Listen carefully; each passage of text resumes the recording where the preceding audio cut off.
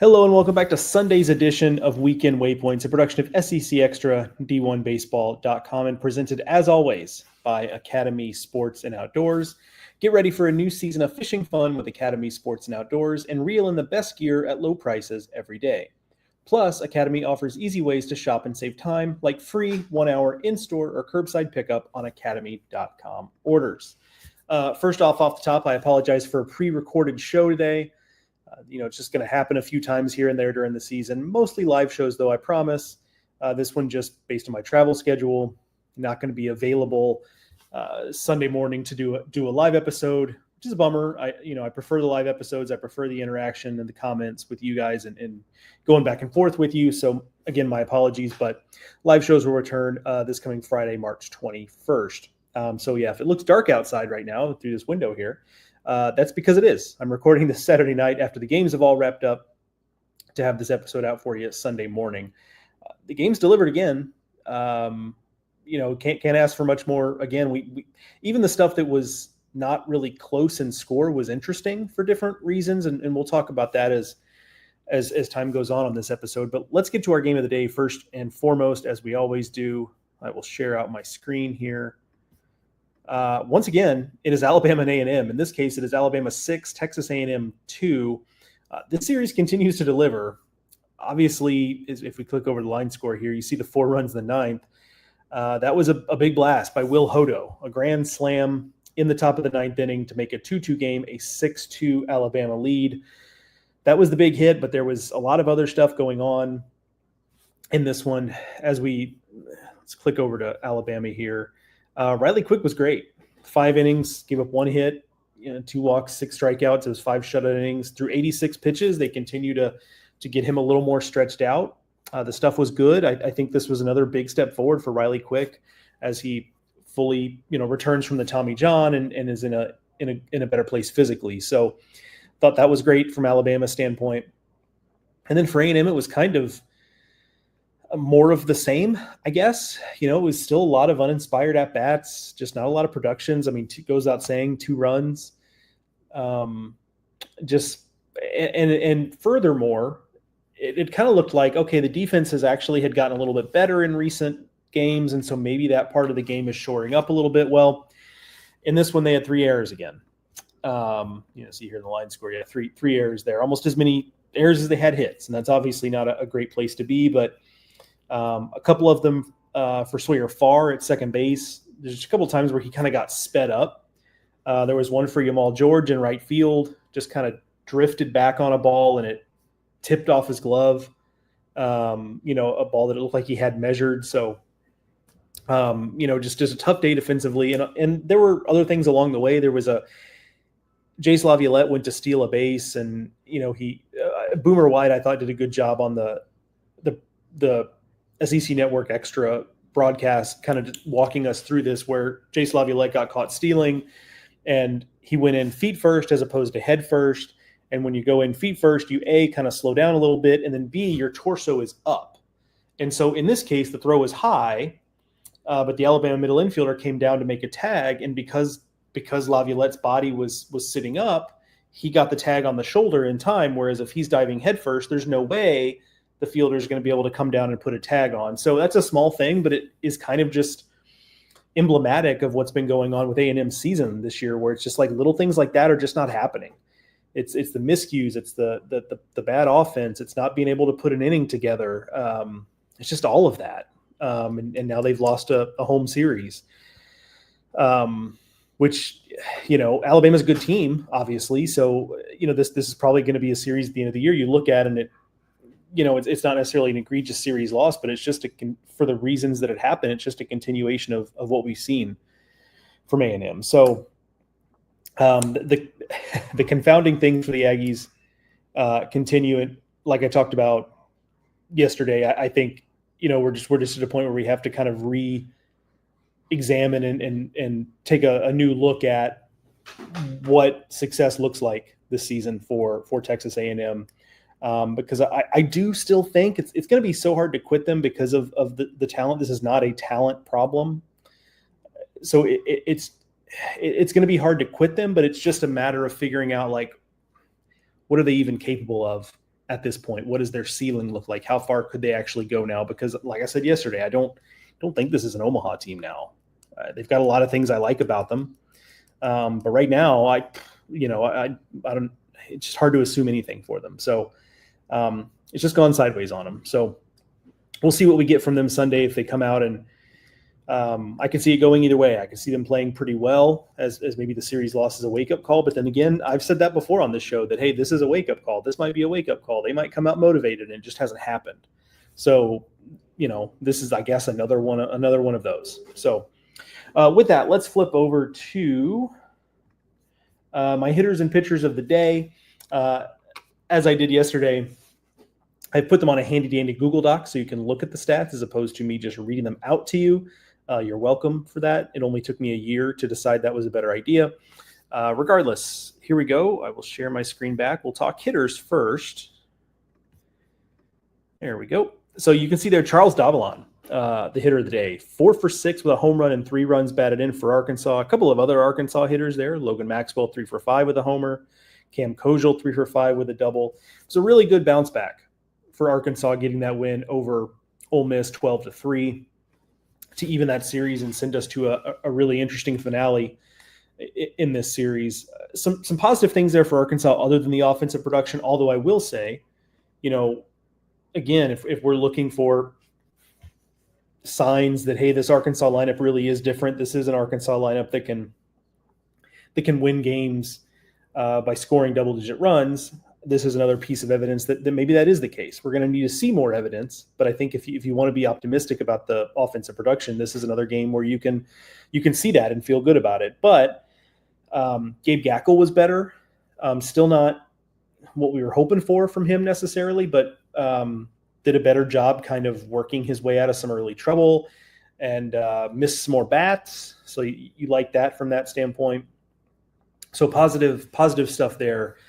From the Razorbacks, Charles Davalon, the hitter of the day. Other candidates that were on this list, Will Hodo, obviously, 2 for 5 with that grand slam. Justin LeBron was kind of questionable to play, as was Hodo for that matter. Hodo, at the end of Friday's game, looked like he had maybe pulled a hamstring in the 9th inning, was questionable coming into the day, but played. And Justin LeBron was dealing with an illness on Friday. He played as well. 3 for 4, double, home run, walk, 2 runs batted in for Justin LeBron as he continues to be arguably the best player in the country. Maybe there's not even an argument. He's playing like the best player in the country right now. Lucas Steele of Auburn, 3 for 4 with a double, a homer, and 4 runs batted in. Good on him, a guy who wasn't necessarily one of the more prominent guys in Auburn's lineup, not a guy who had really been off to one of the hotter starts. Good to see him have that kind of performance, but that win went to Vanderbilt on Saturday. 8-6, not the prettiest game. Both teams kind of have questions to answer in this spot in the rotation. Neither Ethan McIlvain or Cade Fisher were very effective in these outings. It became a bullpen game, which we kind of knew. Talked about that on yesterday's episode. We knew it would be, but you were still kind of holding out hope that maybe we'll be surprised. Maybe one of the two will look improved over what we've seen.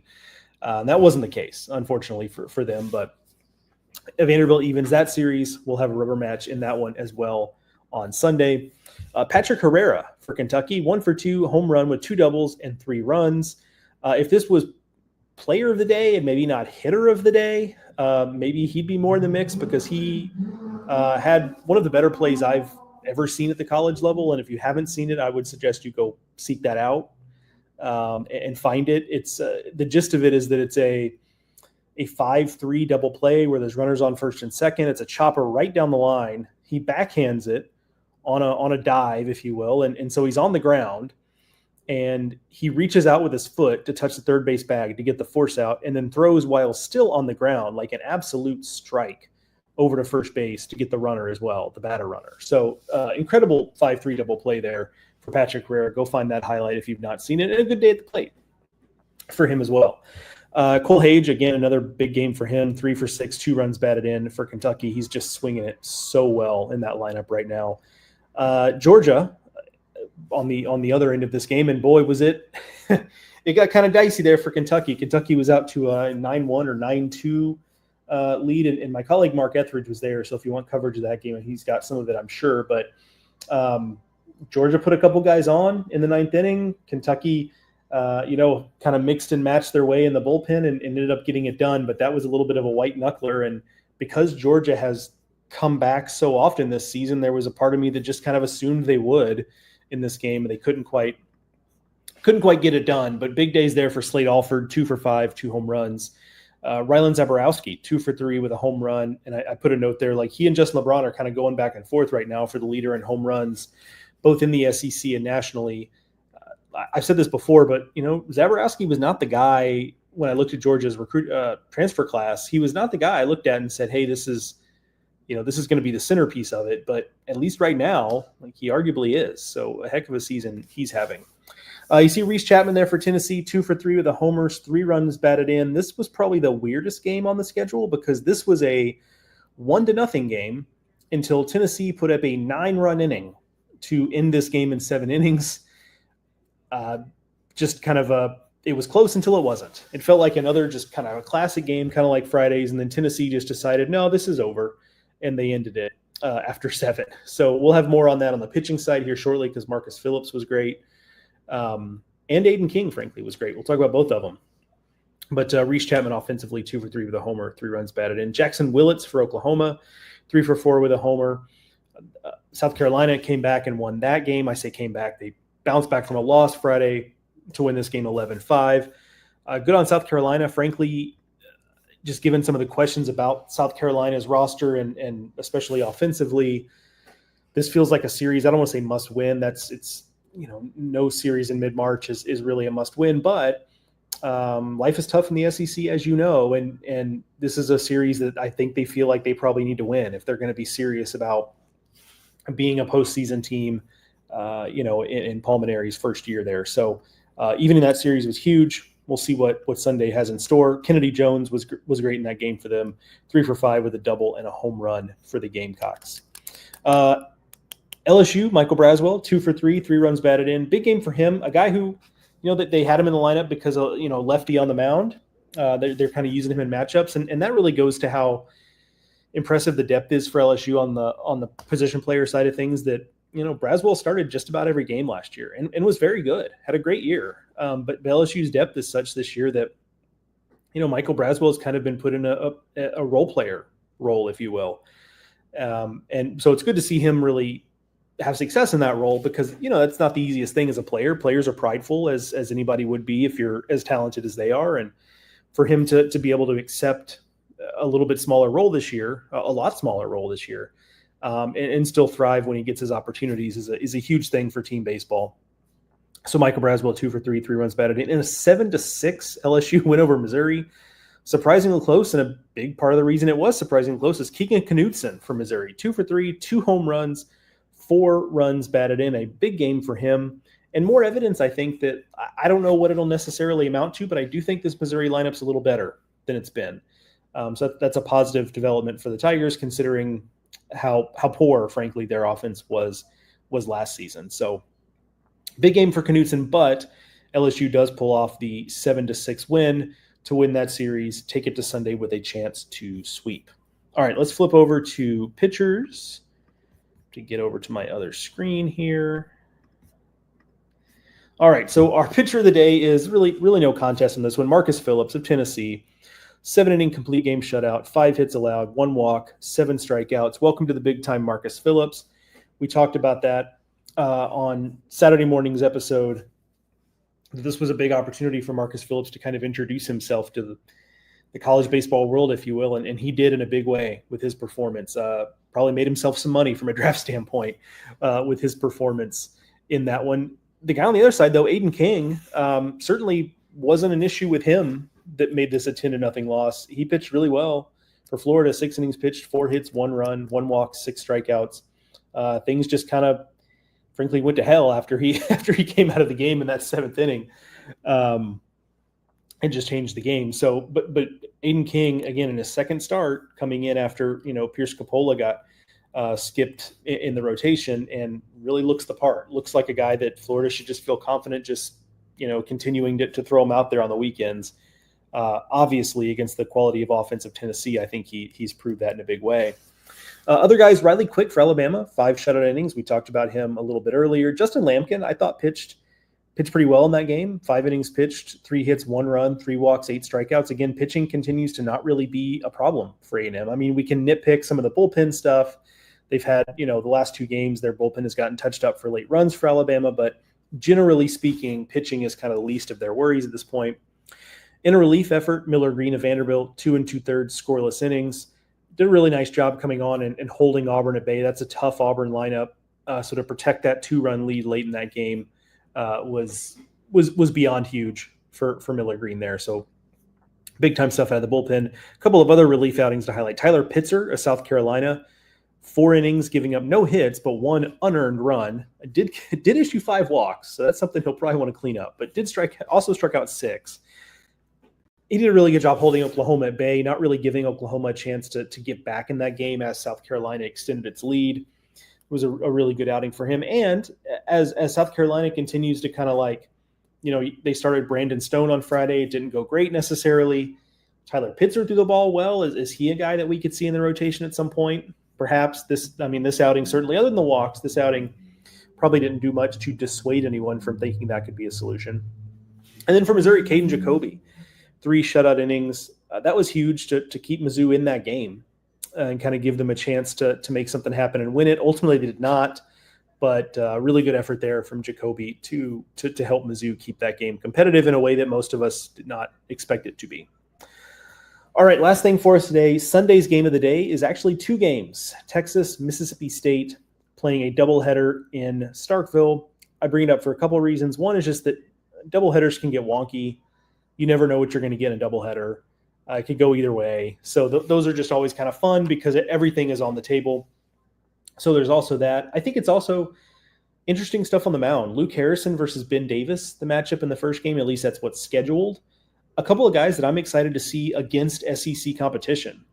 Luke Harrison's been such a good story for Texas now that he's back and healthy, and he's been great so far. And then Ben Davis inserted into the rotation as Mississippi State has kind of moved some pieces around with Stone Simmons out, Ben Davis in. So what does he look like against a very good Texas lineup?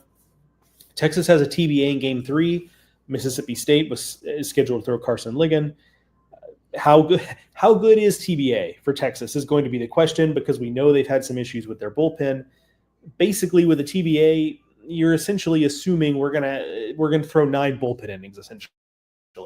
If we get an opener that gives, and by we I mean this is from Texas's standpoint, if Texas gets an opener that gives them 3 solid innings, I think you'd be thrilled with that. But really, it's a bullpen game. So how good is that TBA? I think is going to have a lot to say with how that Game 3 in particular goes for Texas, and how Game 2 goes is going to really impact that TBA in Game 3 for Texas. So should be a lot of fun to see that one play out on Sunday. Also, some different scheduling, and I like that this is happening, but I believe it's the it is the A&M Alabama game that starts at something like 5 Eastern on Sunday. I like that because it kind of spreads the games out a little bit more. My colleague Mike Rooney is going to be on that call. That's always a treat. So, look forward to that. But so I just like the schedule is going to be a little bit spread out, and a doubleheader in Starkville means that day is going to go a little longer. So we'll get a fuller day of SEC baseball than, a whole bunch of, 1 and 2 o'clock first pitches. So should be another fun day of SEC baseball here on opening weekend. All right, folks, that is going to do it for this edition of Weekend Waypoints, Sunday's edition of Weekend Waypoints. My apologies again for a pre-recorded episode, but it just had to happen. Schedule just wasn't going to allow for a live episode, but we will pick live episodes back up on Friday, March 21st, as we jump into previewing Weekend 2 of SEC play around the league. Enjoy the baseball today, everyone. Looks like it's going to be a little bit of a rainy one in some places. So fingers crossed we get as much baseball in as we possibly can. I will talk to y'all again Friday morning. See you then.